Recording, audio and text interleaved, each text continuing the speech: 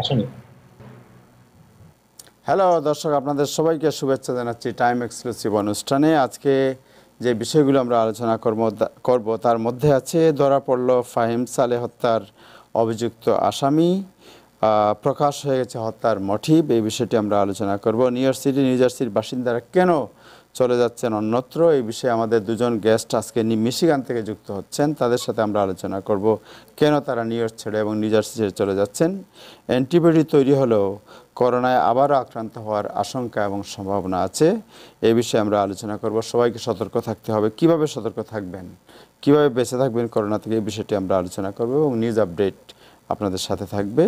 আমাদের সাথে আজকে যারা অতিথি হিসেবে যোগ দিয়েছেন তাদের মধ্যে আছেন যারা নাজমুল হাসান, সম্পাদক সাপ্তাহিক Parichoy, doctor B M Atiquzzaman, Florida থেকে তিনি যুক্ত হয়েছেন, আপনাদের সবার খুব প্রিয় মানুষ। আমাদের সাথে যুক্ত হবেন একটু পরে সাংবাদিক মাহফুজুর রহমান। আমাদের সাথে অতিথি হিসেবে আরও যোগ দিচ্ছেন মিশিগান থেকে যারা নাসিম ইকবাল ও সুলতান মাহমুদ। আপনাদের সবাইকে শুভেচ্ছা জানাচ্ছি টাইম এক্সক্লুসিভ অনুষ্ঠানে। দর্শক, ধন্যবাদ। জি থ্যাংক ইউ। দর্শক, আপনারা যারা টেলিভিশনে দেখছেন তাদেরকে শুভেচ্ছা জানাচ্ছি, যারা ফেসবুকে অনুষ্ঠানটি ওয়াচ করছেন আমরা আশা করব অনুষ্ঠানটি তারা শেয়ার করবেন আপনাদের বন্ধু এবং আপনাদের পরিচিত যারা আছেন তাদের সাথে। আমরা প্রথমেই যাচ্ছি নিউজ আপডেট জানার জন্য জনাব নাজবুল হাসানের কাছে। জনাব নাজবুল হাসান। ধন্যবাদ তাহের এবং ধন্যবাদ আতিক ভাই। ফ্লোরিডা ওনাকে দেখছি না, যদিও ফ্লোরিডার অবস্থা খুবই ভালো না, সেখান থেকে উনি জয়েন করেছেন। এনিওয়ে, আজকে যে খবরটি আমি মনে করি প্রথম দিয়ে শুরু করি, সেটি হচ্ছে যে আপনারা জানেন গতকালকেও আমি বলেছি যে সোমবার দিন নিউ ইয়র্ক সিটি এই অর্থনীতি সচল করার শেষ ধাপ স্টেজ 4-এ প্রবেশ করছে সোমবার দিন, তবে একটু কাটছাট করে। সেই কাটছাটটা হচ্ছে যে গভর্নর খুব সতর্ক এই বিষয়টাতে, বিশেষ করে রেস্টুরেন্টগুলোতে, অন্যান্য স্টেটগুলোতে যখন এই থ্রি ইম্প্যাক্ট ফেজ 3 চালু করার পর রেস্টুরেন্টে ইনডোর ডাইনিংটি যখন অ্যালাউ করা হয়, তারপর থেকেই সংক্রমণগুলো বেড়েছে অন্যান্য স্টেটগুলোতে। এবং বিশেষ করে তরুণ সম্প্রদায় তারা বারগুলোতে যেভাবে মাস্কবিহীন অবস্থায় সোশ্যাল ডিস্টেন্সিং মেনটেন না করার ফলে যে অবস্থার সৃষ্টি হয়েছে, নিউ ইয়র্ক যাতে সেই অবস্থায় না পড়ে, নিউ ইয়র্ক স্টেট এবং নিউ ইয়র্ক সিটি গভর্নর খুবই সতর্ক, এবং সেই জন্য তিনি নিউ ইয়র্ক স্টেজ ওপেন করার সুযোগ দিয়েছেন, কিন্তু একটু কাটছাট করে। এই কাটছাটটা হচ্ছে এখনো রেস্টুরেন্টের ভেতরে কোনো কাউকে বসানো যাচ্ছে না, খাবার পরিবেশন করা যাবে না নিউ ইয়র্ক সিটির কোনো রেস্টুরেন্টের ভিতরে। যদিও আবারও বলছি, যদিও লং আইল্যান্ড সহ অন্যান্য এলাকাগুলিতে এটা এখনো অ্যালাউ করা আছে, কিন্তু নিউ ইয়র্ক সিটির জন্য গভর্নর কমিটি অ্যালাউ করছেন না। তার কারণটা হচ্ছে যে তিনি আশঙ্কা করছেন যে নিউ ইয়র্ক সিটির জনসংখ্যার অনুপাতে যদি রেস্টুরেন্টগুলোতে সিটিং ভিতরে অ্যালাউ করা হয়, তাহলে প্রচুর বিপুল সংখ্যক মানুষ সেখানে জড়ো হবেন এবং এর ফলে সংক্রমণের সংখ্যা বেড়ে যাবে। এই জন্য তিনি অ্যালাউ করছেন না, এবং মিউজিয়ামও চালু করতে দিচ্ছেন না। তবে জু এবং চালু করতে দিচ্ছেন, এবং আরো কিছু আউটডোর অ্যাক্টিভিটি যেমন ফিল্ম শুটিং এগুলো দিচ্ছেন।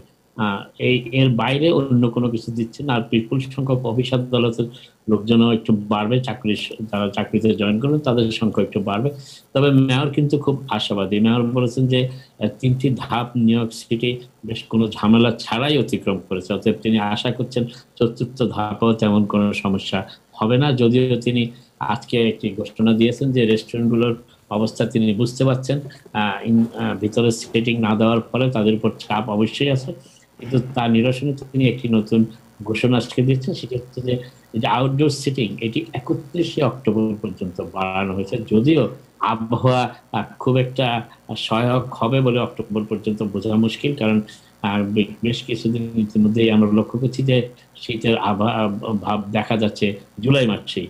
গতকাল সেই অবস্থাটা আমরা লক্ষ্য করেছি। যাই হোক, অক্টোবরের 31 তারিখ পর্যন্ত তিনি বাড়িয়েছেন। আর আজকে এই হিসাবটা তিনি দিয়েছেন, সেটিও মোটামুটি প্রতিদিনের ধারাবাহিকতায় যথেষ্ট ভালো বলা যায়। এবং তা হচ্ছে মেয়র আজকে যেটা বলেছেন, তাতে নিউ ইয়র্ক সিটির পাবলিক হাসপাতালগুলো যে হসপিটাল অ্যাডমিশনের সংখ্যা ছিল 75 গতকালকে, যেটা হচ্ছে 200 হচ্ছে লিমিট। এবং ইন্টেনসিভ কেয়ার ইউনিটে এই 11টি হাসপাতালে রোগী ভর্তি ছিলেন 314 জন, যেটির জন্য লিমিট হচ্ছে 375 জন। আর আপনার টেস্টিং এর রেজাল্ট গত কয়েকদিন ধরে, প্রায় এক সপ্তাহ ধরে আমি বলবো 2%, অর্থাৎ 100 জন টেস্টিং হলে 2 জনকে পজিটিভ চিহ্নিত করা যাচ্ছে। এবং এটি হচ্ছে যে মেয়র হিসাব, এবং আগেই বলেছি যে মেয়র 31শে অক্টোবর পর্যন্ত আউটডোর রেস্টুরেন্ট সিটিংটাকে, মেয়াদটাকে বাড়িয়েছেন তিনি। যদিও বেশ কিছু রেস্টুরেন্ট মালিক কমপ্লেন করেছেন যে সিটি ডিপার্টমেন্ট অফ ট্রাফিক এখনো তাদের উপর বেশ চাপ সৃষ্টি করছে, কিছু কিছু ক্ষেত্রে টিকিট দেওয়ার চেষ্টা করছে। মেয়র আজকে আশ্বস্ত করেছেন কাউকে তিনি অর্থনৈতিকভাবে জরিমানা করতে চান না নিউ ইয়র্ক সিটি প্রশাসন এখনো, কারণ তিনি অনুভব করেন যে রেস্টুরেন্ট ব্যবসা যথেষ্ট ধাক্কা খেয়েছে এই করোনা ভাইরাসের কারণে, তার ফলে তিনি করতে চান না। তবে তিনি রেস্টুরেন্ট মালিকদের আহ্বান জানিয়েছেন যে ডিপার্টমেন্ট অফ ট্রান্সপোর্টেশনের সাথে একটা সমঝোতা করে, একটা বোঝাপড়া করে তাদের রেস্টুরেন্টগুলো যাতে তারা আউটডোর সিটিং এর ব্যবস্থাগুলো করেন, যেটা যারা যাবেন রেস্টুরেন্টগুলোতে তারাও যেন নিরাপদ ফিল করেন, যারা তাদের খাবার পরিবেশন করবেন তারাও যেন নিরাপদ ফিল করেন। এই অবস্থার তার নিরসনের জন্য তিনি অনুরোধ করেছেন রেস্টুরেন্ট মালিকদের, যারা মনে করছেন যে ডিপার্টমেন্ট অফ ট্রান্সপোর্টেশন তাদের উপর চাপ সৃষ্টি করছে। আর গভর্নর কুমো বরাবরের মতো আজকে কোনো সাংবাদিক সমাবেশ করেননি, তিনি প্রতিদিনই কয়েকটি টুইট করেন এবং বেশ কয়েকটি টুইটের মাধ্যমে তিনি যা সতর্কবাণী উচ্চারণ করেন নিউ ইয়র্কবাসীর জন্য, নিউ ইয়র্কবাসীকে ধন্যবাদ জানান এবং নিউ ইয়র্কের অবস্থাটা তিনি টুইটের মাধ্যমে জানিয়ে দেন। আজকে যেটা জানিয়েছেন তাতে দেখা যাচ্ছে টেস্টিং এ গতকাল নিউ ইয়র্ক স্টেটে, যে স্টেটে প্রায় 19.5 মিলিয়ন মানুষের বসবাস, সেই স্টেটে গতকাল 78,239টি টেস্ট হয়েছে এবং সেখানে পজিটিভ চিহ্নিত হয়েছেন 766 জন। এবং এই অনেকদিন পরে এই প্রথম 1%-এর নিচে চলে এসেছে পজিটিভের হার, এবং যেটি খুবই আশাব্যঞ্জক। 1%-এর নিচে এখন নিউ ইয়র্ক সিটিতে টেস্টিং এর পজিটিভ, নিউ ইয়র্ক স্টেটে পজিটিভের সংখ্যা। এবং গতকাল হসপিটালে ভর্তি হয়েছেন 755 জন, যেটা এর আগের দিন ছিল 813 জন, এবং মারা গিয়েছেন 10 জন, যেটা এর আগের দিন ছিল 14 জন। এই হচ্ছে নিউ ইয়র্ক স্টেটের হিসাব। এবং আজকে আরেকটা জিনিস, যেটি নিউ ইয়র্কের অবস্থা তো ভালো, নিউ ইয়র্ক স্টেট, আবার পাশাপাশি নিউ জার্সি এবং কানেকটিকাটের অবস্থা ভালো, ম্যাসাচুসেটসের অবস্থা অনেকটা ভালো। এই স্টেটগুলো আপাতত ইস্টার্ন রিজিয়নের যে স্টেটগুলো আছে সেগুলো মোটামুটি ভালো, কিন্তু সাউথ স্টেটগুলো, যেগুলো দক্ষিণাঞ্চলের স্টেট হিসেবে বলা হয় এবং মধ্যাঞ্চলের স্টেট হিসেবে বলা, সেগুলোর অবস্থা খুবই ব্যাগতিক। এবং আজকে যুক্তরাষ্ট্রে 75,000-এর বেশি মানুষ করোনা ভাইরাসে আক্রান্ত হয়েছেন। এটি একটি দৈনিক রেকর্ড, যেটি এতদিন 60-61 হাজার ছিল, সেটি গতকাল 75,000 অতিক্রম করেছে। এবং এটি খুবই উদ্বেগজনক। এই জন্য উদ্বেগজনক যে কোনোভাবেই করোনা ভাইরাসের সংক্রমণ ঠেকানো যাচ্ছে না অন্যান্য স্টেটগুলিতে। এবং আপনারা জানেন যে একটু পরে হয়তো শুনবেন আমাদের ফ্লোরিডা থেকে ডাক্তার আতিক জয়েন করছেন। আমাদের ফ্লোরিডার অবস্থা খুবই ব্যাগতিক, যে কয়টি স্টেট এখন আমরা যখন যেভাবে নিউ ইয়র্ক স্টেটে যখন মার্চের শেষ কিংবা এপ্রিলের মাঝামাঝি যে অবস্থায় ছিলাম, ফ্লোরিডার অবস্থা এখন তাই। এবং ফ্লোরিডাকে কোনোভাবেই সংক্রমণটা নিয়ন্ত্রণ করা যাচ্ছে না, সেখানে আইসিইউ বেড এবং অন্যান্য সংকট দেখা দিয়েছে। তবে এই বিষয়ে গভর্নর, নিউ ইয়র্কের গভর্নর যেভাবে প্রতিদিন সংবাদ সম্মেলন করে নিউ ইয়র্কবাসীকে অবগত করেছেন, নিউ ইয়র্কবাসীকে সতর্ক করেছেন, ফ্লোরিডার গভর্নর, রিপাবলিকান দলীয় গভর্নর ডিসেন্টিস সেটা তা করছেন না। তবে একটি কাজ তারা করেছেন, সেটি হচ্ছে যে আগামী মাসে যেটি জ্যাকসনভিলে ফ্লোরিডার রিপাবলিকান কনভেনশনটি হওয়ার কথা ছিল, সেটি 1 মাস তারা পিছিয়ে দিয়েছেন নিরাপত্তার কারণে। কারণ তারা মনে করছেন সেই সময়ের ভিতরে এই পরিস্থিতি নিয়ন্ত্রণে আনা যাবে না করোনা ভাইরাস, সেই জন্য তারা সেটা করছেন। আরেকটা জিনিস হচ্ছে, যে 3টি স্টেট এখন পর্যন্ত সবচেয়ে সংক্রমণের দিক থেকে সবচেয়ে বেশি বেগতিক অবস্থা আছে, তার মধ্যে হচ্ছে ফ্লোরিডা তো বলেছি আগে, সাউথ ক্যারোলাইনা এবং টেক্সাস। এবং তারা সেই বিষয়গুলো নিয়ে তারা রীতিমতো হিমশিম খাচ্ছেন। এবং প্রতিটি স্টেটে, 3টি স্টেটই মেডিকেল সিস্টেমের উপর তো চাপ তো পড়েছে, হসপিটালের উপর চাপ পড়েছে, এবং প্লাস ব্যবসা বাণিজ্যের উপর চাপ পড়েছে। স্টেটগুলো পুরোপুরি স্টেট ওয়াইজ লকডাউন না হলেও বেশ কিছু অঞ্চল লকডাউনের আওতায় চলে এসেছে। আর যেহেতু এই স্টেটগুলো রিপাবলিকান কন্ট্রোলড, সেই জন্য সেখানকার গভর্নররা সরাসরি স্টেটে লকডাউন করতে চাচ্ছেন না, কিন্তু এলাকার মেয়ররা কিংবা টাউনশিপের যারা প্রধান আছেন তারা তাদের এলাকার নিরাপত্তার জন্য সেখানে সীমিত লকডাউনের ব্যবস্থা করেছেন। তবে এই একমাত্র লকডাউন ছাড়া এই করোনা ভাইরাসকে সংক্রমণ করার এখনো পর্যন্ত আর কোনো বিষয় আবিষ্কৃত হয়নি, আর কোনো কাজও হয়নি। একটি হচ্ছে লকডাউন, আরেকটি হচ্ছে মাস্ক ব্যবহার করা এবং সোশ্যাল ডিস্টেন্সিং। যতক্ষণ পর্যন্ত না ভ্যাকসিন বের হচ্ছে ততক্ষণ পর্যন্ত এইটাই হচ্ছে সাময়িকভাবে এই করোনা ভাইরাস সংক্রমণ নিয়ন্ত্রণের একমাত্র উপায়। যাই হোক, আরেকটি জিনিস যে টেক্সাসের অবস্থাটা এতই খারাপ যে আমরা যখন এপ্রিল মাসে নিউ ইয়র্কের হাসপাতালগুলোর বাইরে রিফ্রিজারেটেড লাশবাহী ট্রাকের কথা দেখতাম, ছবিতে দেখতাম, নিউজ শুনতাম, আজকে টেক্সাসে 14টি রিফ্রিজারেটেড লাশবাহী ট্রাক পাঠানো হয়েছে এবং যেটি সেই এলাকার মানুষের, টেক্সাস স্টেটের বাসিন্দারা মোটামুটি উদ্বেগজনক অবস্থায় দিন কাটাচ্ছেন। এবং গত 8 সপ্তাহ ধরে এই কয়েকটি স্টেটে ক্রমাগত হারে এই সংক্রমণ বেড়ে চলেছে। আজকে এই সংক্রমণের মাঝখানে যে আমরা গতদিন কয়েকদিন ধরে বলে আসছি যে সংক্রমণ এর সাথে চিকিৎসা ব্যবস্থা, বিজ্ঞানের সাথে রাজনীতিও পাশাপাশি চলছে সমান্তরাল গতিতে, তারই একটি নমুনা আজকে দেখা গেল। সেটি হচ্ছে যে হোয়াইট হাউস আজকে সেন্টার ফর ডিজিজ কন্ট্রোলকে এই স্কুল খোলার ব্যাপারে কংগ্রেসে যে সাক্ষ্য দেওয়ার একটা ব্যাপার ছিল সেটি নাকচ করে দিয়েছে। অর্থাৎ White House Center for Disease কন্ট্রোলকে সেই কংগ্রেশনাল সাক্ষ্যতে যাওয়ার অনুমতি দিচ্ছে না। এর ফলে যেটি দাঁড়াচ্ছে সেটা হচ্ছে যে কংগ্রেস সদস্যরা এই পরিস্থিতির ব্যাপারে সত্যিকার পরিস্থিতি, যেটা সেন্টার ফর ডিজিজ কন্ট্রোল যারা ডাটা মেনটেন করে, যদিও গত পরশুদিন একটি আদেশে হাসপাতালগুলোকে নির্দেশ দেওয়া হয়েছে তাদের সকল তথ্য প্রথমে হোয়াইট হাউসে প্রেরণ করার জন্য, সেন্টার ফর ডিজিজ কন্ট্রোলের কাছে নয়। তো এই সবগুলো মিলিয়ে এখন দেখা যাচ্ছে যে হোয়াইট হাউস পুরোপুরি এই করোনা ভাইরাস সংক্রমণের বিষয়টি দেখভাল করছে এবং এর ফলে পরিস্থিতি আরো বেগতিক আকার ধারণ করতে পারে বলেই স্বাস্থ্য বিশেষজ্ঞরা এই মুহূর্তে মনে করছেন। তার কারণটা হচ্ছে যে হোয়াইট হাউস যেভাবে হোয়াইট হাউসে যারা টাস্ক ফোর্স ছিলেন তাদের অনেকেই এখন হোয়াইট হাউসের সেই টাস্ক ফোর্সের কর্মকাণ্ডের সাথে সম্পৃক্ত নেই। আমরা লক্ষ্য করেছি গত কিছুদিন ধরে ডক্টর অ্যান্থনি ফাউচি এবং প্রেসিডেন্ট ট্রাম্প এবং তার উপদেষ্টাদের মধ্যে একটি বাকযুদ্ধ চলছে।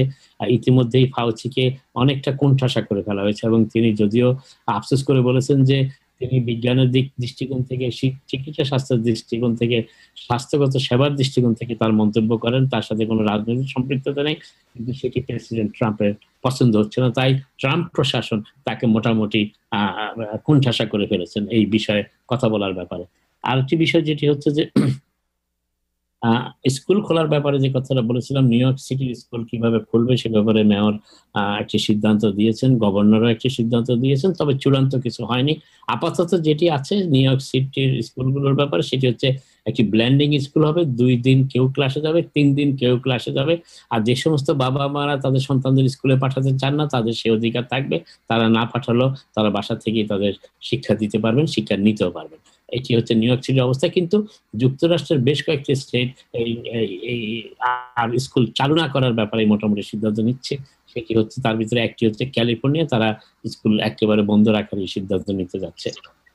আরেকটি বিষয় যেটি আজকে আরেকটি গুরুত্বপূর্ণ বিষয় যেটি হচ্ছে আপনারা সবাই জানেন যে প্যান্ডেমিকের ব্যাপারে আরেকটি স্টিমুলাসের ব্যাপারে চারিদিক থেকে কথাবার্তা শোনা যাচ্ছে, কিন্তু কোনোটাই ডেফিনিটিভ নির্দিষ্ট করে কোনো তথ্য নয়। সবাই যে যার মতামত দিচ্ছেন। চূড়ান্ত মতামত নেবার ক্ষমতা হচ্ছে সিনেট রিপাবলিকান নেতৃত্ব, এবং যেটি হাউস বিল পাস করেছে ইতিমধ্যে হিরোজ অ্যাক্ট, আর সেই বিলের ব্যাপারে যারা দুই পক্ষের আলোচনা, এবং সিনেটে আগে একটি বিল পাস করতে হবে, সেই বিলের পরে 2 বিল মিলে একটি কনফারেন্স কমিটির মাধ্যমে যৌথ আরেকটি বিল পাস হলে নির্ধারিত হবে। তবে ট্রেজারি সেক্রেটারি জন মিটুচেন চেষ্টা করছেন যে আরেকটি স্টিমুলাস প্যাকেজটাকে রাজি করাতে, যদিও সিনেট রিপাবলিকান নেতৃত্ব সে ব্যাপারে বাধা দিচ্ছেন না, তবে অ্যামাউন্টটা নিয়ে কি অর্থ কি পরিমাণ তারা দিবেন এবং কারা এটা পেতে পারেন সেই ব্যাপার নিয়ে তাদের ভিতরে একটু মতানৈক্য এখনো আছে।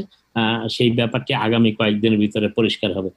আরেকটি বিষয় যেটি বলতে চাচ্ছিলাম যে রাজনীতিটা কত ব্যাপক আকার ধারণ করেছে যুক্তরাষ্ট্রে, সেটি হচ্ছে যে অরিগনের ডেমোক্রেটিক গভর্নর আজকে সেই স্টেট থেকে হোমল্যান্ড সিকিউরিটি অফিসারদেরকে বের হয়ে যেতে বলেছে। তার কারণ কালকে তারা একটি সমাবেশে আনমার্ক গাড়ি, অর্থাৎ কোনো মার্ক গাড়ি ছাড়াই তারা সেই গাড়ির ভিতরে বসে পর্যবেক্ষণ করছেন, এতে যে ব্যাপক প্রতিক্রিয়া হয়েছে এবং অরিগনের ডেমোক্রেটিক গভর্নর আজকে হোমল্যান্ড সিকিউরিটি অফিসারদের তার স্টেট ছেড়ে যাওয়ার নির্দেশ দিয়েছে। বিষয়টি বেশ জটিল আকার ধারণ করছে। দেখা যাক ফেডারেল সরকার এবং একটি স্টেট সরকারের মধ্যে বিতর্কটা শুরু হয়েছে সেটি কোথায় গিয়ে শেষ হয়। খবর হচ্ছে যে বেশ গুরুত্বপূর্ণ বিভিন্ন বিবেচনা এটি হচ্ছে যে সুপ্রিম কোর্টের চিফ জাস্টিস এখন সবচেয়ে বয়োজ্যেষ্ঠ যিনি রুথ বেডার গেইনসবার্গ, তিনি যিনি যাকে উদারনৈতিক হিসেবে চিহ্নিত করা হয়, তিনি আবার ক্যান্সারে আক্রান্ত হয়েছেন বলে জানিয়েছেন এবং তিনি বেশ কিছুদিন ধরে ভুগছেন।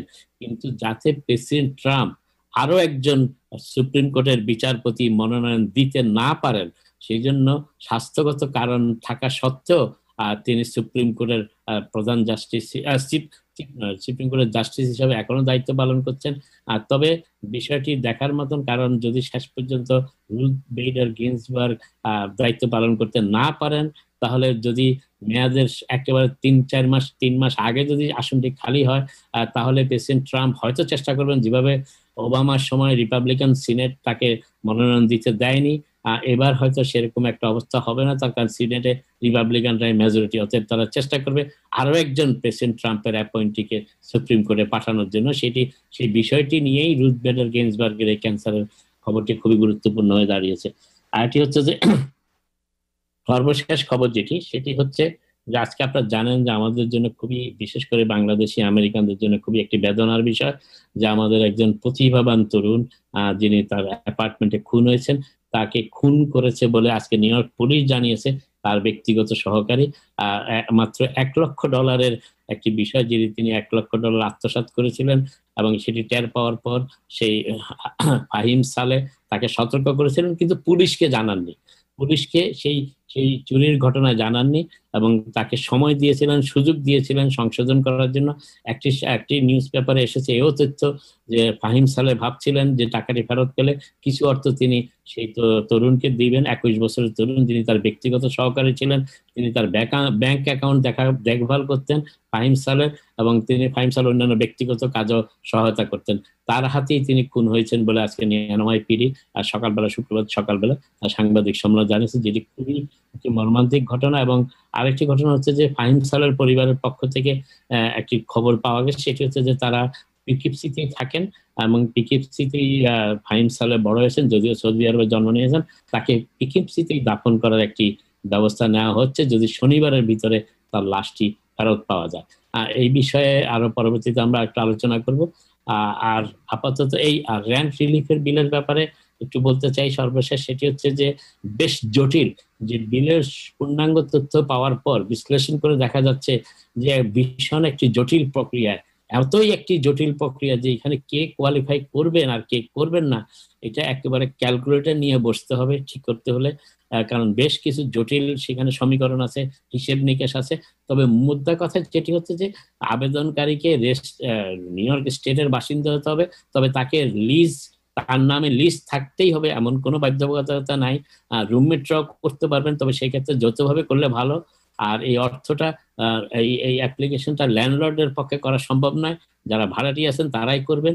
এবং যিনি আবেদন করবেন তাকে প্রমাণ করতে হবে যে মার্চের 1 তারিখে তার যে আয় ছিল, আর যেদিন আবেদন করছেন সেদিন তার আয় কমে গেছে তার আয়ের থেকে সেটি, এবং তিনি যেই এলাকায় বসবাস করেন সেই এলাকার মিডিয়ান আয়ের 80% কম তাকে আয় করতে হবে, এবং এবং যে এলাকার বাসা ভাড়া নিয়েছেন কিংবা অ্যাপার্টমেন্ট ভাড়া নিয়েছেন সেই এলাকার মিডিয়ান বাসা ভাড়া, তিনি যে বাসা ভাড়া নিয়েছেন সেই বাসা ভাড়া নয়, একটা মিডিয়ান বাসা ভাড়া আছে একটা ওই এলাকার জন্য, সেই এলাকার বাসা ভাড়ার 125% হতে বেশি হলে তিনি 125% এবং তার বাসার ডিফারেন্সটা হলেই তিনি সেটি পাবেন।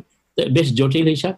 তবে আর এখানে একটি কথা হচ্ছে যে ইনকাম লসের সাথে আনএমপ্লয়মেন্ট বেনিফিটের যে ব্যাপারটি জড়িত আছে, কারো আনএমপ্লয়মেন্ট বেনিফিটের কিংবা অন্যান্য বেনিফিট মিলে যদি ইনকাম লসটা তখনই দেখানো যাবে, যেমন ধরুন মার্চ মাসের 1 তারিখে কেউ যদি $1000 আয় করতেন সপ্তাহে, তিনি যদি পরবর্তীতে সপ্তাহে $1000 কম আয় করেন আনএমপ্লয়মেন্ট বেনিফিট সহ, তাহলে তিনি যোগ্য হবেন, আর তিনি যদি না করেন তাহলে তিনি যোগ্য হবেন না। মূলত এই হচ্ছে নিয়ম। তবে আমি সবাইকে রিকোয়েস্ট করবো যে আপনারা বিষয়টি জানার জন্য, তাদের ওয়েবসাইট আছে এবং পরিষ্কার বাংলায় অ্যাপ্লিকেশন আছে, অ্যাপ্লিকেশন গুলোতে বাংলায় ব্যাখ্যার ব্যবস্থা আছে। আপাতত এইটুকুই, আপনাদের পরবর্তীতে আবার কথা হবে। রাস্তান, আপনাকে দিনের আপডেট দেওয়ার জন্য। দর্শক, আমরা একটা ছোট্ট বিরতিতে যাচ্ছি, বিরতির পরই ফিরবো। বিরতির পর আমাদের নিউ ইয়র্ক এবং নিউ জার্সি ছেড়ে প্রবাসীরা কেন বাইরে যাচ্ছেন বিষয়টি আলোচনা করব। আমরা ফ্লোরিডাতে পরিস্থিতি এবং করোনা আক্রান্ত যারা হয়েছেন তারা কি দ্বিতীয়বার আক্রান্ত হতে পারেন কিভাবে, এই বিষয়টি আলোচনা করব। আমাদের সাথেই থাকুন।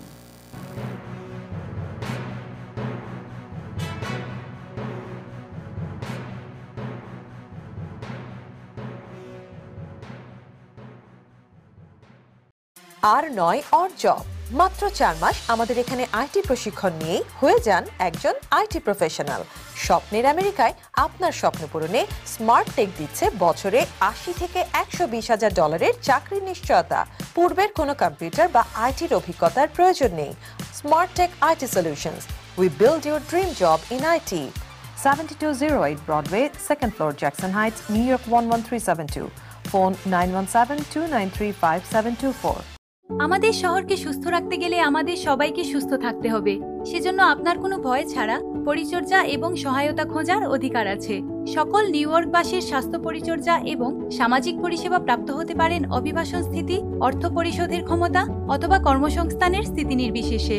nyc.government/immigrants-এ গিয়ে আরও জানুন। বিনামূল্যে এবং গোপনীয় অভিবাসন সংক্রান্ত সাহায্যের সংযোগের জন্য অ্যাকশন NYC-কে কল করুন 1800-354-0365 নম্বরে।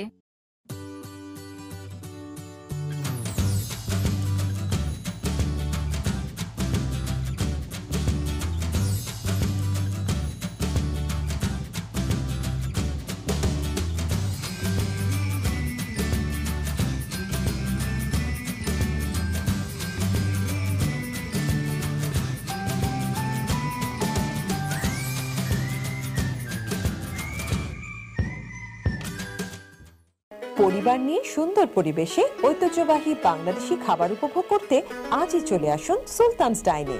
সুলতানস ডাইনের বিশেষত্ব হচ্ছে কাচ্চি বিরিয়ানি, মোরগ পোলাও সহ সব ধরনের কাবাব। এছাড়াও রয়েছে দক্ষিণ পূর্ব এশিয়ার জনপ্রিয় খাবার দোসা, থালি, চিকেন 65, ললিপপ চিকেন। প্রতি বৃহস্পতিবার রয়েছে বিয়েবাড়ির ঐতিহ্যবাহী স্পেশাল মেনু, বিয়েবাড়ির কাচ্চি, রোস্ট পোলাও, জালি কাবাব, শামি কাবাব, পোহানি, জর্দা ফিরনি সহ মুখরোচক সব খাবার। আমাদের রয়েছে যে কোনো অনুষ্ঠানের জন্য কেটারিং ও ফ্রি ডেলিভারির সুবিধা। রাজার মতো খেতে চাইলে আসুন সুলতানস ডাইনে। Sultan's Dine, 11023 Jamaica avenue, Richmond Hill, New York 11418।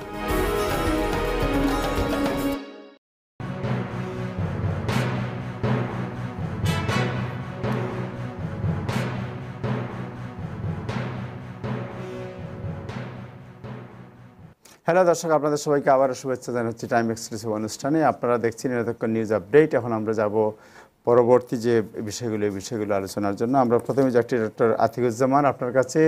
ফ্লোরিডার অবস্থা, এবং আপনি জানেন যে করোনা যারা আক্রান্ত হয়েছেন তাদের আবার করোনা হতে পারে, এই বিষয়ে আপনি যেটা বলেছেন যে যদি পজিটিভ হলে অনেকে মনে করেন যে আমরা নিশ্চিন্ত, আমাদের আর হবে না, কিন্তু এরপরে ওনারা আক্রান্ত হতে পারেন। এই বিষয়ে আপনি একজন বিশেষজ্ঞ চিকিৎসক হিসাবে আপনার অ্যানালাইসিস শুনতে চাই আমরা।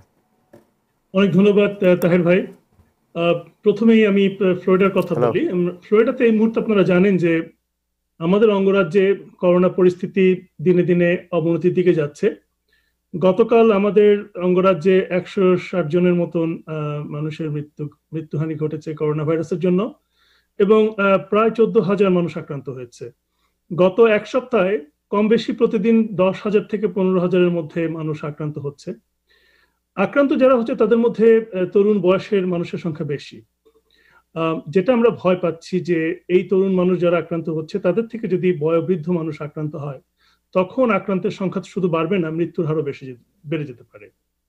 আরো যেটা সমস্যা সেটা হলো হসপিটালে ক্যাপাসিটি প্রায় কাছাকাছি চলে এসছে, যেটা আপনারা নিউ ইয়র্কে দেখেছিলেন যখন সুনামি শুরু হলো করোনা ভাইরাসের। আরো একটা যেটা প্রবলেম যে আমাদের আইসিইউ বেড, মোটামুটি সবগুলো হসপিটালে আইসিইউ বেডের পরিমাণ বেড়ে গেছে, এবং আইসিইউ বেড বাড়ানো হয়েছে, এবং কোনো হসপিটালে ভেন্টিলেটরের শর্টেজ হয়েছে, এবং স্ট্র্যাটেজিক যে ভেন্টিলেটর সাপ্লাই আছে ফেডারেল গভর্নমেন্টের, সেখান থেকে ভেন্টিলেটর নিতে হয়েছে। মোটামুটি ভাবে বলতে পারি যে আগামী এক সপ্তাহের মধ্যে পরিস্থিতি অবনতির সম্ভাবনা খুবই বেশি, এবং আমরা যারা আছি আমরা খুব সাবধানে আছি। আপনারা জানেন একটা বড় অংশ বাঙালি সাউথ ফ্লোরিডাতে থাকে এবং সেন্ট্রাল ফ্লোরিডাতে থাকে, সবাই সাবধানে আছে। তারপরেও আমি বলবো যে ফ্লোরিডার যে এক্সপেরিয়েন্স সেটি ভালো না। ফ্লোরিডাতে আপনারা জানেন যে মের দিকে যখন ইনফেকশন কমে যাওয়া শুরু করলো, তখন মানুষ যে সামাজিক যে দায়বদ্ধতা ছিল মাস্ক পরা বা সামাজিক দূরত্ব বজায় রাখা, সে তারা ঠিক মতন পালন করেনি এবং সে কারণে এই বিপদে পড়তে হয়েছে। এবং এখন আস্তে আস্তে যদিও আমরা দেখছি মানুষজন সাবধান হচ্ছে, কিন্তু তারপরেও একটা বড় অংশ পড়ছে না। এবং এক্ষেত্রে আমাদের গভর্নর, আপনারা জানেন, যিনি ট্রাম্পের খুব কাছের মানুষ, তার কিছু এ ব্যাপারে আপত্তিও আছে। এবং সিডিসির যে গাইডলাইন বা সায়েন্টিফিক কমিউনিটির গাইডলাইন, তার সাথে অনেক কিছু ঠিক মিলছে না। আর সে কারণে এই ফ্লোরিডার পরিস্থিতি খারাপের দিকে যাচ্ছে। আমরা আশা করছি যে এটি ভালো হবে। মানুষজন সাবধান হচ্ছে, বিশেষ করে সায়েন্টিফিক কমিউনিটি, ডাক্তাররা এ ব্যাপারে ক্রমাগত চেষ্টা করে যাচ্ছে, মিডিয়াও চেষ্টা করে যাচ্ছে। এটি গেল ফ্লোরিডার ব্যাপার। কিন্তু ওভারঅল যে জিনিসটি আমরা গত কয়েকদিনে জেনেছি, আপনারা জানেন যে ইংল্যান্ডের একটা বড় গবেষণাপত্র, যেটা দ্য সায়েন্স জার্নালে পাবলিক হয়েছে রিসেন্টলি, সেখানে যেটা আমরা দেখেছি যে কোভিড ইনফেকশন যাদের হয়, ইনফেকশন হওয়ার সাথে সাথে আমাদের শরীর যে প্রতিরোধক অ্যান্টিবডি তৈরি করে, সে অ্যান্টিবডিটা খুব সহজে আস্তে আস্তে করে আমাদের শরীর থেকে মিলিয়ে যেতে পারে। এবং তারা গবেষণা করে দেখেছেন যে যাদের মৃদু ইনফেকশন হয়েছে, তাদের অ্যান্টিবডি প্রোডাকশন বা অ্যান্টিবডি তারা যে পরিমাণ তৈরি করেন তার পরিমাণ কম। ইনফেকশন যাদের অনেক প্রবল হয়, তারা বেশি অ্যান্টিবডি তৈরি করেন এবং তাদের শরীরে এই অ্যান্টিবডিটা দীর্ঘদিন থাকে। কিন্তু এই দীর্ঘদিন খুব বেশি দিন নাও হতে পারে। এরা বলছে যে 3 মাসের মতন এক্সিস্ট করতে পারে। এটি কিন্তু একটি বিপজ্জনক ব্যাপার। তার মানে আমরা যেটা সবসময় ভয় পাই যে অ্যান্টিবডি কমে গেলে রিইনফেকশনের সংখ্যা বেড়ে যায় কিনা। রিইনফেকশন হওয়ার ব্যাপারটি কিন্তু এখনো পুরোপুরি আমরা সায়েন্টিফিক কমিউনিটি কনফার্ম হতে পারিনি। কিন্তু থিওরিটিক্যালি যদি অ্যান্টিবডি শরীরে কমে যায়, তাহলে কিন্তু রোগ সংক্রমণ আবার বেড়ে যেতে পারে। আর সেই ক্ষেত্রে কিন্তু ভয় আছে যে একটা খুব খারাপ সেকেন্ড ওয়েভ আসার। সো এটি আমাদের আমরা খুব যারা সায়েন্টিফিক কমিউনিটি যারা দেখছে ব্যাপারগুলো, তারা খুব গভীরভাবে পর্যবেক্ষণ করছে এবং সারা ওয়ার্ল্ডে। কিন্তু এর একটা ব্যাপারও আছে যে যদি শরীর অ্যান্টিবডি রেসপন্স দীর্ঘস্থায়ী করতে না পারে, তাহলে কিন্তু ভ্যাকসিন ঠিক মতন কাজ নাও করতে পারে। এবং ভ্যাকসিন তৈরির ক্ষেত্রে কিন্তু একটা বিরাট সংকটের ব্যাপার। এবং সেটির ব্যাপারে কিন্তু আমরা সবাই খুব আতঙ্কিত। কারণ ভ্যাকসিন যেভাবে কাজ করে, ভ্যাকসিন হলো যে অ্যান্টিবডিটা আমরা শরীরে ঢুকিয়ে দিলাম, তখন শরীর অ্যান্টিজেনটা ঢুকিয়ে দিলাম যেটা ভাইরাস, তখন সেটা অ্যান্টিবডি প্রডিউস করলো। এবং সেই অ্যান্টিবডিটা যদি আমাদের শরীরে ভাইরাস আক্রমণ করে, তাহলে সেটাকে আমাদেরকে সেই ভাইরাসের থেকে রক্ষা করবে। তো যেটা বিজ্ঞানীরা মনে করছেন যে অ্যান্টিবডি যদি আমরা যথেষ্ট প্রডিউস নাও করতে পারি, এই ভ্যাকসিনটা বা এই ভাইরাসটা আমাদের শরীরে বিশেষ কিছু সেল আছে, টি সেল, বি সেল, এরা একটা ক্ষমতা তারা তৈরি করতে পারে আমাদের শরীরে, যেটাকে আমরা বলি রেকগনাইজেশন অফ দ্য ভাইরাস। যারা চিনে ফেলতে পারে এবং ভাইরাস যদি ঢুকে, তখন তারা অ্যান্টিবডি রেসপন্স করতে পারে এবং তার মাধ্যমে তারা প্রোটেক্ট করতে পারে। তার মানে ব্যাপারটা অনেকটা ইনফ্লুয়েঞ্জা ভ্যাকসিনের মতন হয়ে যাচ্ছে, যে আপনি ভ্যাকসিন নিলেন, নেওয়ার পরে আপনি ভাইরাসে আক্রান্ত হবেন, কিন্তু অত কঠিনভাবে আক্রান্ত হবেন না। সো এগুলো এখনো অনেক থিওরিটিক্যাল ব্যাপার, কিন্তু ব্যাপারগুলো আমাদের মধ্যে বেশ কিছু সংশয় এবং জটিলতা তৈরি করেছে। এটি বলে আমি কাউকে ভয় দেখাতে চাই না, কিন্তু এটি বলে আমি যে কথাটা বলতে চাই সেটা হলো যে আমাদের সবাইকে পার্মানেন্টলি কিছু জীবনযাপনের পদ্ধতি তৈরি করে নিতে হবে। এবং সেটি আমি বারবার আপনাদেরকে বলি। এই জন্যই বলি যে আমাদের এখনো কোনো মোক্ষম ওষুধও তৈরি হয়নি, ভ্যাকসিন কবে আসবে সেটাও আমরা জানি না। এবং আপনারা আজকে আমার আলোচনা থেকে শুনলেন যে ভ্যাকসিন যদি আসেও সেটার কার্যকারিতা কতটুকু হবে সে ব্যাপারেও কিন্তু আমাদের সংশয় রয়েছে। আর সেজন্যই আমাদের যেটা দরকার, আমাদের নিজেদেরকে সুস্থ হওয়া, নিজেদের রোগ প্রতিরোধ ক্ষমতা বাড়ানো। এই কথাটা বারবার বলেছি আপনাদেরকে। ঠিক মতন খাবেন, ঠিক মতন ঘুমাবেন, নিজের স্বাস্থ্যের দিকে নজর রাখবেন। যাদের multiple medical problem, high blood pressure, diabetes বা করোনারি আর্টারি ডিজিজ বা সিওপিডি আছে, তারা নিজেদেরকে ভালোভাবে রাখবেন, সাবধানে রাখবেন। আপনারা প্রথম থেকে যেমন করেছেন এবং এখন যেমন করছেন সেটিকে কন্টিনিউ করতে হবে। আর একটা বড় যেটা জিনিস, যে 2-3 ভেরি ইফেক্টিভ ওয়েতে যেটা আপনারা ভাইরাস কন্ট্রোল করতে পারেন, তার মধ্যে একটা হলো মাস্ক পরা। Mask has to B mandatory. এমনকি বাসার মধ্যে যদি আপনারা কয়েকজন মানুষ একই সাথে থাকেন, মাস্ক পরার কথা অনেকে বলছে। তবে আমি যেটা বলবো যে বাসায় আপনারা যারা আছেন, যারা ক্লোজ ফ্যামিলি, মাস্ক পরা দরকার নেই, কিন্তু বাসায় বাইরে যখনই যাবেন আপনাকে মাস্ক পরতে হবে। বিশেষ করে এই অ্যান্টিবডির যে খবরটা আমরা জানলাম, এটার পরে আমাদেরকে আরো সাবধান হতে হবে। এবং mask has to B the permanent part of our life. হাত ধোয়া, 20 সেকেন্ডের বেশি হাত ধোয়া, বারবার হাত ধোয়া has to be permanent part of our life. এবং আমরা বাইরে যখন যে কাপড় পরে যাব বা যে জুতা পরে যাব, যখন ঘরে ফিরে আসবো, সেগুলো খুলে আলাদা করে আমাদেরকে ঘরে ঢুকতে হবে। It has to B hour part of life. বাইরে থেকে কোনো জিনিস কিনলে সেটি ঘরে এনে ধুয়ে মুছে রাখতে হবে। It has to be part of our life. এবং এগুলো আমাকে রিলিজিয়াসলি করতে হবে। এবং আমরা যদি না করতে পারি, আমরা কিন্তু বিপদে পড়বো। আপনাদের সামনে ফ্লোরিডার এক্সাম্পলটা একটা জ্বলন্ত উদাহরণ। নিউ ইয়র্কে বা আপ নর্থে যে স্টেটের যারা আছেন, বিশেষ করে আজকের অনুষ্ঠান যারা দেখছেন, তাদেরকে একটা কথা বলতে চাই। আপনারা যদি যেভাবে এখন রোগকে কন্ট্রোল করে রেখেছেন, মাস্ক পরার মাধ্যমে, আইসোলেশনের মাধ্যমে, বিশেষ করে সোশ্যাল আইসোলেশন, একজনের থেকে আরেকজনের দূরত্ব বজায় রাখা, খোলা জায়গায় থাকা, বদ্ধ জায়গায় না থাকা, এই জিনিসগুলো যদি আপনারা না করেন, এই ঠিক ফ্লোরিডার মতন কিন্তু অবস্থা হবে, সেকেন্ড ওয়েভ আসবে এবং সেটা খুব মারাত্মক আকারে আসতে পারে। আপনার চিকিৎসকের সাথে আপনারা যোগাযোগ রাখুন। আপনারা নির্ভরযোগ্য যোগাযোগ মাধ্যমে, সামাজিক যোগাযোগ মাধ্যমে চোখ রাখুন এবং বিশেষ করে সায়েন্টিফিক কমিউনিটির কাছে আপনারা শুনুন কি হচ্ছে। এটি আমাদের জন্য খুব দরকার। আমরা যদি বাঁচতে চাই, আমাদের কিন্তু জানতে হবে, এবং আমরা যদি বাঁচতে চাই, আমাদেরকে নিজেদেরকে প্রতিরক্ষা করতে হবে। এটা আমাদেরকে সবসময় মনে রাখতে হবে। Doctor B M Atiquzzaman. Doctor Atiquzzaman, আগে তো একটা কথা ছিল যে যাদের একবার করোনা হয়ে গিয়েছে তারা আর আক্রান্ত হবেন না, তাহলে এটা কি এখন ফলস? এটিকে আসলে যে কথাটা আমি বলবো যে এটিকে মানে আমরা সায়েন্টিফিক্যালি যখন একটা জিনিসকে ফলস কিংবা ট্রু যদি বলতে চাই, এই প্রশ্নটার ব্যাপারে একটা ভেরি ডিফিকাল্ট হয়ে যায়। কিছু কিছু কেস হিস্ট্রি আছে যেখানে রিইনফেকশন হয়েছে, তার মানে এটা কি হতে পারে? অবশ্যই হতে পারে। কিন্তু কথা হলো যে এটা হওয়ার সম্ভাবনা কতটুকু, এটা কি একটা মাস পপুলেশনে খুব ব্যাপকভাবে হতে পারে? The answer is no. এখনো আমাদের কাছে ওই এভিডেন্স আসেনি। এই জন্য আসেনি কারণ নিউ ইয়র্কে আপনারা যেটা দেখেছেন, ব্যাপকভাবে যারা আক্রান্ত হয়েছে তাদের মধ্যে অ্যান্টিবডি রেসপন্স খুব প্রবলভাবে হয়েছে এবং 90 দিন কিন্তু এখনো পার হয়নি। আর যে কারণে আর্লি রেসপন্সের কথা কিন্তু বলা খুব ডিফিকাল্ট এবং রিইনফেকশনের ব্যাপারটাও কিন্তু বলা খুব ডিফিকাল্ট। আমি বলতে পারি আপনাকে যে আজকে থেকে 2 মাস পরে, অর্থাৎ 60 দিন পরে, আমরা আরো ক্লিয়ারলি এই ব্যাপারটা বলতে পারবো যে রিইনফেকশন হতে পারে কিনা, বিশেষ করে যারা মৃদুভাবে আক্রান্ত হয়েছিল। কারণ আমরা যারা মানে সায়েন্টিফিক কমিউনিটি যারা আছি, ডাক্তার আছি বা সায়েন্টিস্ট আছি, আমরা কিছু তথ্য বা উপাত্তের মাধ্যমে বলতে চাই। তবে আমি এই কথা বলতে পারি যে আপনি যে প্রশ্ন করেছেন, এটি কি হতে পারে কিনা, অবশ্যই হতে পারে। এটি কি হচ্ছে খুব ব্যাপকভাবে, এর উত্তর হলো না। ওকে, সো যেটা বলা হতো আগে যে অ্যান্টিবডি, এটা এখন যদি প্রশ্ন করে অনেকে যে অ্যান্টিবডি যাদের হয়েছে তারা কতদিন এই অ্যান্টিবডি আপনার লাস্ট করে বডির মধ্যে? এটা এই প্রশ্ন যেটা বলেছি আমি, যে যাদের মৃদু ইনফেকশন হয়েছে এরা বলছে যে অ্যান্টিবডি শরীর কতটুকু তৈরি করে, এটা ডিপেন্ড করে আপনার সিভিরিটি অফ ইনফেকশনের উপরে। তার মানে আপনার কত ব্যাপক সংক্রমণ হয়েছিল। যারা ধরেন খুব অল্পভাবে সংক্রমণ হয়েছিল, যাদের হসপিটালে যেতে চায়নি, আপনারা জানেন যে শতকরা 80% মানুষের কিন্তু তেমন ব্যাপক সংক্রমণ হয় না। যারা বাসায় ছিলেন, অল্প ইনফেকশন হয়েছে, তারা কিন্তু অ্যান্টিবডি খুব কম তৈরি করছেন এবং তাদের 90 দিনের মধ্যে কিন্তু অ্যান্টিবডি তারা ডিপ্লিট করে ফেলতে পারেন, তার মানে চলে যেতে পারে তাদের শরীর থেকে।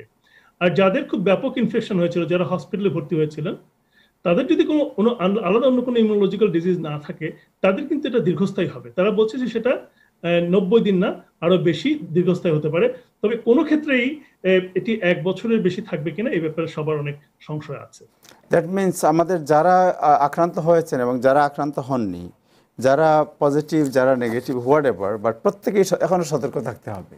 অ্যাবসলিউটলি, এই কথাটা আসলে আমি এটা খুব একটা ইম্পর্টেন্ট প্রশ্ন আপনি করেছেন এবং এটা সবার জানা উচিত যে যাদের ইনফেকশন হয়েছে তাদের মানে আমি মাস্ক না পরে বাইরে যাব বা আমার যেহেতু ইনফেকশন হয়ে গেছে আমি ইমিউন হয়ে গেছি, এটা মনে করলে হবে না। আপনাকেও যার হয়নি ঠিক তার মতন করেই মাস্ক পরে থাকতে হবে এবং এটা কন্টিনিউ করতে হবে। তার মানে it will B A continued process for everyone. এই রোগ কিন্তু কাউকে ছাড় দেবে না। আপনার হয়ে গেছে বলে যে আপনি ছাড় পেয়ে যাবেন, এই পরীক্ষাগুলো সেটি বলছে আমাদেরকে যে আপনি ছাড় নাও পেতে পারেন। থ্যাংক ইউ ডক্টর আতিকুজ্জামান আপনার এই সুন্দর ইনফরমেশনের জন্য। আমার মনে হয় যে আমাদের কমিউনিটি যারা টেলিভিশন দেখছেন তারা এখন থেকেই সতর্ক থাকবেন, এবং কারণ আমাদের মধ্যে অনেকেরই একটি ধারণা আছে যে যাদের একবার হয়ে গিয়েছে, যাদের অ্যান্টিবডি তৈরি হয়ে গিয়েছে, তারা ইমিউন ফিউচার ইনফেকশন থেকে। কিন্তু আজকের আপনার আলোচনায় মনে হলো যে কেউই ইমিউন না। যাদের হয়েছে তারাও যেমন ইমিউন না, যাদের হয় নাই তারাও ইমিউন না। সুতরাং সতর্কতাই সবচেয়ে বড় এই মুহূর্তের প্রতিরোধ বা প্রতিরক্ষা। সো এই বিষয়ে আমি আশা করি যে যারা টেলিভিশন দেখছেন তারা সবাই সতর্ক থাকবেন। দর্শক, আমরা এখন যাব নিউ ইয়র্ক ছেড়ে বা নিউ জার্সি ছেড়ে যারা অন্য স্টেটে যাচ্ছেন জীবনের সন্ধানে, ভাগ্যের অন্বেষণে, তারা কেন জীবনের সন্ধানে ও ভাগ্যের অন্বেষণে নিউ ইয়র্ক ছেড়ে বা নিউ জার্সি ছেড়ে অন্য স্টেটে গেলেন, সে বিষয়টি জানার জন্য আমরা প্রথমে যাচ্ছি জনাব সুলতান মাহমুদ, যিনি এখন মিশিগানে অবস্থান করছেন, তার কাছে। জনাব সুলতান মাহমুদ, কেমন আছেন? আসসালামু আলাইকুম, ভালো আছি, আপনারা ভালো আছেন? জি, আপনি মিশিগান কোন জায়গায় থাকেন? আমি মিশিগানে ওয়ারেন সিটিতে থাকি। ওকে, সো আপনি নিউ ইয়র্কে কোথায় ছিলেন? আমি নিউ ইয়র্কে ওজন পার্কে ছিলাম, তারপরে আমি কতদিন ছিলেন? নিউ ইয়র্ক ওজন পার্কে 1 বছর হবে। ওকে, এরপরে কোথায় গিয়েছিলেন? এরপরে আমি নিউ জার্সি প্যাটারসনে ছিলাম। আর ওইখান থেকে 8 মিশিগানে কবে বছর। গিয়েছেন? মিশিগানে কবে গিয়েছেন? মিশিগানে আমি 2017 এর এন্ডে, ওকে, সো আপনি ডিসেম্বর আপনি মাসে। নিউ ইয়র্কে ছিলেন, তারপরে নিউ জার্সিতে ছিলেন 8 বছর, তারপরে মিশিগানে গেলেন। আপনি নিউ ইয়র্কই ছাড়লেন কেন, নিউ জার্সি ছাড়লেন কেন? মিশিগানে কি আছে আপনি যে মিশিগান আপনাকে আকর্ষণ করলো? আসলে সবচেয়ে বড় জিনিস হচ্ছে আমার মিশিগানে আসার সবচেয়ে বড় কারণ হচ্ছে যে লিভিং কস্টটা। এখানে মিশিগানের লিভিং কস্টটা অনেক অ্যাফোর্ডেবল, সেজন্য মিশিগানে আসা। আর কাজ, জব, অনেক সুযোগ সুবিধা আছে, সেই জন্যই।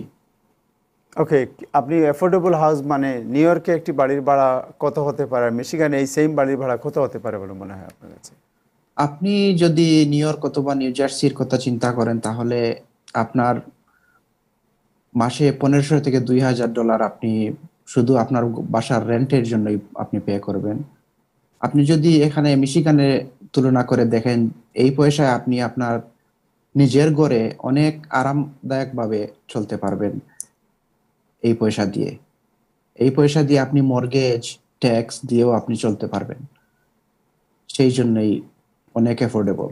সো আপনি কি এই জাস্ট বাড়ির টানে চলে গেলেন মিশিগান, না অন্য কোনো সুবিধা আছে এখানে?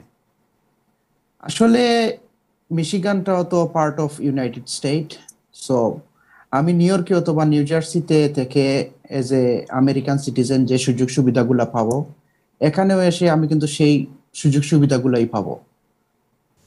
তখন আমি এত টাকা খরচ করে, এত ডলার খরচ করে আমি নিউ ইয়র্ক সিটিতে থেকে আমি চিন্তা করে দেখলাম যে আমি আমার ভবিষ্যতের জন্য কি করে যাচ্ছি, বা আমি আমার বাচ্চাদের জন্য কি রেখে যাচ্ছি। সেই জন্যই আমি হঠাৎ ডিসিশন নিলাম যে এখানে আসি, এসে দেখি কেমন হয়। আল্লাহর রহমতে অনেক ভালোই আছি, সুখে আছি।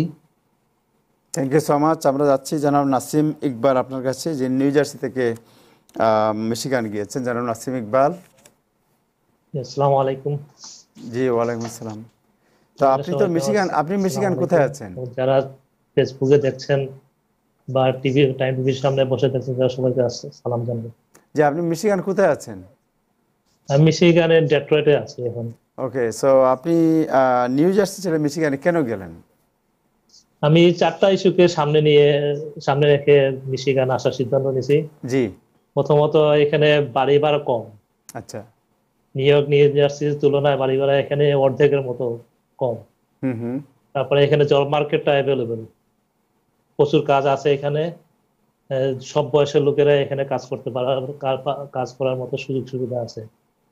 তারপরে এখানে বাড়ির দামও কম তুলনামূলক নিউ জার্সি বা নিউ ইয়র্ক থেকে অনেক কম, এবং অনেকে এখানে ক্যাশ টাকা দিয়ে বাড়ি কিনতে পারে বা অল্প সময়ে পেড আপ করা সম্ভব হয়। এইসব চিন্তা করে এখানে আসা আর কি।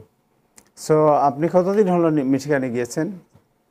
আমি 10 মাস হলো আসছি এখানে। তো কেমন লাগছে আপনার নিউ জার্সির যেখানে পেটারসনে বাংলাদেশি অধ্যুষিত এরিয়া ছিল, যেখানে রেস্টুরেন্ট, বাজার, মানুষ সব গিজগিজ করতো, সেখানে মিশিগানে অনেকটা আইসোলেটেড এরিয়া, ওইখানে যাওয়ার পর আপনার কেমন লাগছে? মিশিগানে হঠাৎ করে আমার আসা, সিদ্ধান্তটা হঠাৎ করে 4টা ইস্যু সামনে নিয়ে হঠাৎ করে আসা। আসলে মিশিগানে আসে এখানে 2 ধরনের লোকজন। বাংলাদেশ থেকে যারা আসেন 2 ধরনের লোকজন আসেন এখানে। 1 নম্বরে আসে বাংলাদেশ থেকে সরাসরি এখানে চলে আসে, ঠিক আছে? জি। এখানে চলে যায়। আর কেউ কেউ আবার বিভিন্ন স্টেট থেকে মুভ হয়ে এখানে আসে। যারা সরাসরি এখান থেকে আসে, বাংলাদেশ থেকে আসেন, তারা সহজে এই স্টেটের সাথে খাপ খাইয়ে নেয়, মানিয়ে নেয়। ওকে, অন্য স্টেট থেকে যারা আসে তারা একটু সমস্যায় পড়ে যায়। জি, আপনি আপনি আপনি এখন যারা নিউ ইয়র্কে আছে বা অন্যান্য স্টেটে আছে, তারা যদি কেউ মিশিগানে স্থানান্তর মানে যেতে চায় বা মিশিগানে তাদের নিবাস করতে চায়, তাহলে কি কি সুবিধা আছে বলে আপনি মনে করেন তাদের সেখানে? এখানে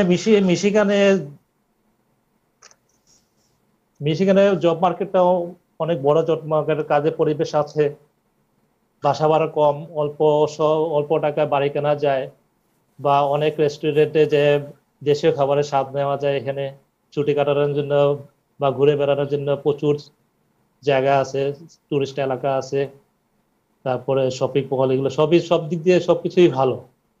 জব মার্কেটের অবস্থা কি, আপনার জবের অবস্থা কি, এখানে কাজ পাওয়া যায়?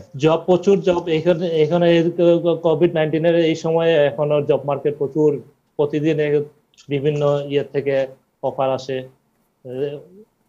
এজেন্সি থেকে অফার আসে, ফোন আসে, অ্যাভেলেবল কাজ এখানে, কাজের কোনো কমতি নাই এবং এখন ভালো টাকা দিচ্ছে। অনেক সময় বিভিন্ন প্রতিষ্ঠান কোম্পানি এখন আগের চেয়ে কিছু $2 বাড়ায় দিচ্ছে কাজ ওয়েজেস।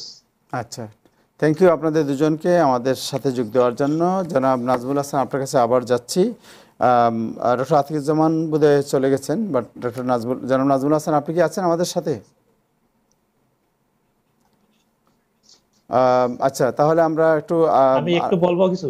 জি, আচ্ছা, নিউ ইয়র্ক বা নিউ জার্সির বা অন্যান্য স্টেট থেকে যারা আসতে চান তাদের উদ্দেশ্যে আমার বিনীত অনুরোধ, জি, তারা প্রথমে সপরিবারে যদি না এসে, যদি পরিবারের কর্তা এখানে এসে সেটেল হয়, কাজ টাজ নিয়ে বা বাসা ভাড়া করে, তারপর ফ্যামিলি নিয়ে আসেন। এই সময়ের মধ্যে উনি মিশিগানের পরিবেশ সম্বন্ধে জানতে পারবেন। Thank you so much. এখানে মিশিগানে এক নম্বরের প্রথম শর্ত হচ্ছে গাড়ি থাকতে হবে আপনার। যে গাড়ি না থাকলে আপনি পঙ্গু। কাজে প্রথম আপনি লাইসেন্স দিতে হবে এবং লাইসেন্স দিতে হবে, বিভিন্ন। থ্যাংক ইউ আপনাকে আপনার ইনফরমেশনের জন্য। দেখি আবার সময় থাকলে আপনার কাছে আসবো। আমরা যাচ্ছি জনাব নাজমুল হাসান আপনার কাছে। আপনি যেটা বলছিলেন ফাহিম সালের হত্যাকাণ্ডের বিষয়টি আমরা আলোচনা করবো। এর আগে একটা ছোট্ট ভিডিও, আজকে নিউ ইয়র্ক NYPD যে প্রেস কনফারেন্স করেছে, এই প্রেস কনফারেন্সের একটু দৃশ্য আমরা দেখবো, দেখে আপনার সাথে আলোচনা করবো। 7th Precinct Detective Squad, Manhattan South Homicide, Financial Crimes Task Force, our crime scene unit, our computer crimes, and our New York, New Jersey Regional Fugitive Task Force. At approximately 8:45 this morning, 21-year-old Tyrese Haspel, Haspil, was taken into custody in the lobby of 172 Crosby Street by members of the New York, New Jersey Regional Fugitive Task Force and transported to the 7th Precinct for arrest processing. On Tuesday, July 14th, Mr. Fahim Salih's cousin discovered his dismembered body in the living room of his apartment with his head, arms, and legs amputated. Upon further investigation, it was revealed that on Monday, July 13th, at approximately 1:45 p.m., Mr. Salih was assaulted by Mr. Haspel with what appears to be a conductive energy weapon, better known as a taser, while exiting an elevator into his apartment. If I could just explain that real quickly, the way this building is set up, when you go up in the elevator, it takes you right to your apartment and not into a hallway. Due to the active and ongoing investigation, I will not get into the actual cause of death. The extensive investigation led by the 7th Homicide identified the perpetrator in less than 3 days and revealed that Mr. Haspel was Mr. Salih's executive assistant and handled his finances and personal matters. It is also believed that he owed the victim a significant amount of money. That is all I can say at this time due to the fact that the case is still ongoing. Mr. Haspel has been charged with murder too, and we are working closely with our partners in the Manhattan District Attorney's Office. A lot of great work has been done. I want to thank Cy Vance and his team for the cooperation. I will not be taking questions at this time. Thank you very much. Nazmul Hasan, আপনি new York এনওয়াইপিডির press briefing শুনলেন এবং তারা বলেছে কোনো প্রশ্নের উত্তর দেবে না। আপনার কি মনে হয় পুরো জিনিসটি?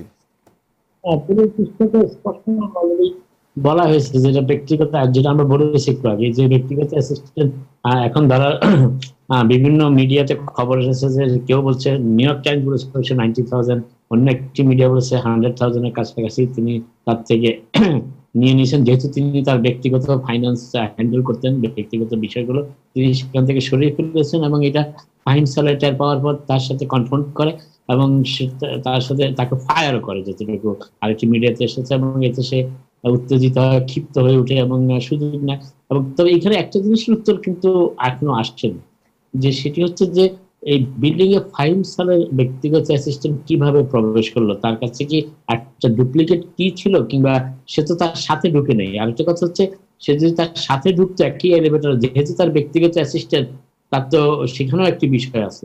তো এই বিষয়গুলো এখনো স্পষ্ট নয়, তবে আরো কিছুদিন সময় লাগবে আমাদের জানতে। তবে একটি ব্যাপার মোটামুটি স্পষ্ট, যে টাকা পয়সার যে ব্যাপারটি, সেটি বোধহয় ফাহিম সালের হত্যাকাণ্ডের মূল কারণ। সো এটা কি রহস্যজনক না যে যার কাছে যে মানে মাত্র ধরুন $1,00,000 অথবা 90,000 অথবা হোয়াট এভার অ্যামাউন্ট, এই জন্য একটা লোককে, এই ধরনের একজন লোককে হত্যা করে ফেলা এবং খুব ব্রুটালি হত্যা, এটা কি খুব অস্বাভাবিক মনে হয় না আপনার কাছে? অস্বাভাবিক তো অবশ্যই। এবং এই ধরনের একজন মানুষ ফাহিম সালের মতো মানুষের ব্যক্তিগত অ্যাসিস্ট্যান্টের দায়িত্ব পায়, চাকরি পায়, কোনো ব্যাকগ্রাউন্ড চেক কিংবা কিছুই এখনো বলা মুশকিল। তাই আমি যেটা ফিল করি যে কোনো না কোনো জায়গায় অত্যন্ত ব্রিলিয়েন্ট ফাহিম সালেহ একটা মিস্টেক করে ফেলেছিলেন। মিস্টেক হচ্ছে এই ধরনের একটি মানুষকে তার ব্যক্তিগত সহকারী নিয়োগ করে এবং পরবর্তীতে তার মাধ্যমে তিনি খুন হলেন।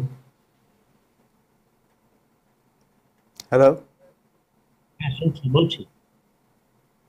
হ্যালো, জি আপনি, জি হঠাৎ করে জি কথা শুনতে পাচ্ছি আপনার, জি বলেন।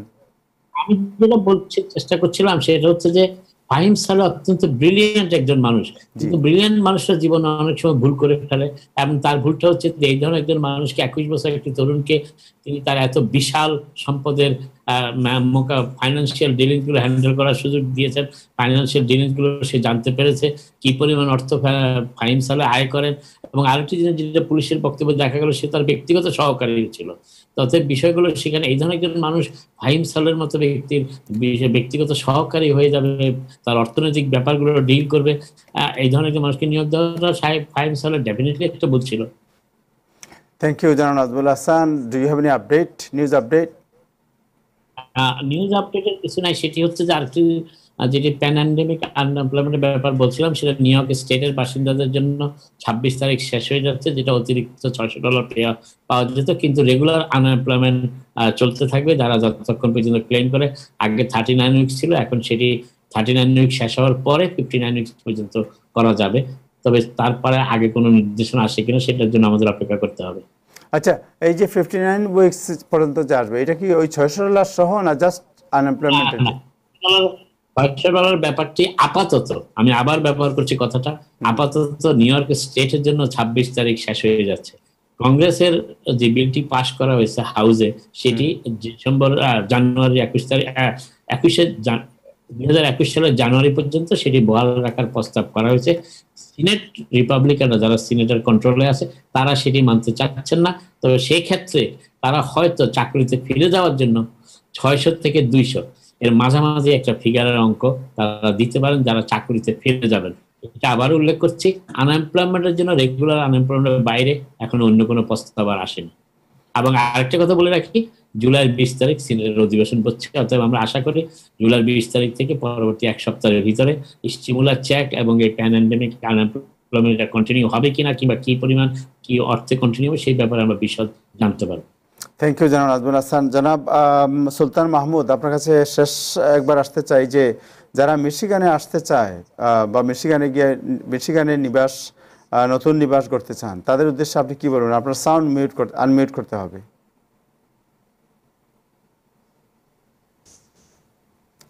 আসলে আমি আমার কথা শুনতে পাচ্ছেন?